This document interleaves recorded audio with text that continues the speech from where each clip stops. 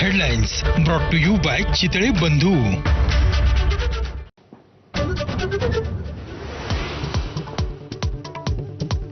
शिवरायांचा अपमान करणाऱ्या प्रशांत कोरेटकरची पोलीस कोठडी आज संपणार। कोल्हापूर जिल्हा सत्र न्यायालयासमोर हजेरी। कडेकोट बंदोबस्तामध्ये कोरेटकरला कोर्टामध्ये आणणार।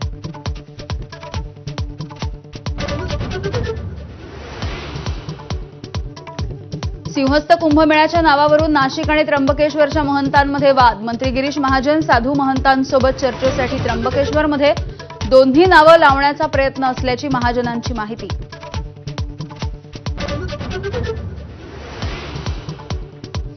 मनसेच्या बॅनरवरती बाळासाहेब ठाकरेंचा फोटो। बाळासाहेबांच्या नेतृत्वाशिवाय पर्याय नाही हे आता सगळ्यांना कळतंय। उद्धव ठाकरेंचा राज ठाकरेंना टोला, तर तो अधिकृत बॅनर नसल्याचं मनसेचं स्पष्टीकरण।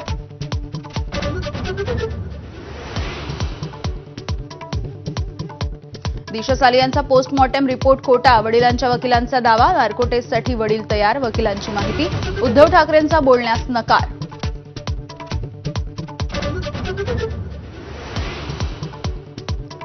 संगमेश्वरमधील सरदेसाई वाड्यामधील प्रस्तावित स्मारकावरून शिवसेनेमध्ये श्रेयवाद।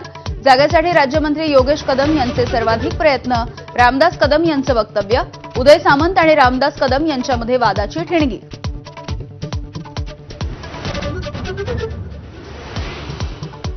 वाघ्या कुत्रा ही दंतकथा। इतिहास संशोधक जयसिंगराव पवार यांचा दावा। रायगडावरील वाघ्याची समाधी हटवण्याची मागणी, तर अभ्यास करून भूमिका मांडणार मंत्री उदय सामंत यांचं वक्तव्य।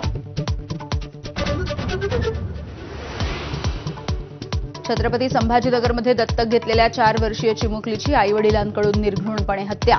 15 दिवस उपाशी ठेवून अमानुष छळ, मारहाण करून दिले अंगावर चटके।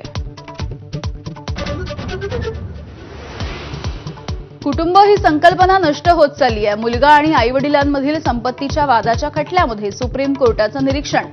देश एक कुटुंब एक व्यक्तीच्या उंबरठ्यावरती असल्याचं मत।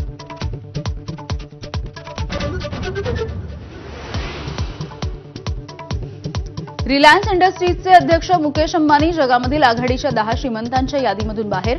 वर्षभरामध्ये संपत्तीत 1 लाख कोटी रुपयांची घट।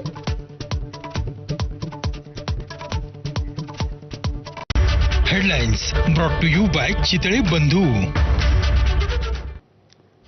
ब्रेकनंतर बुलेटिनमध्ये तुम्हा सगळ्यांचं पुन्हा एकदा स्वागत।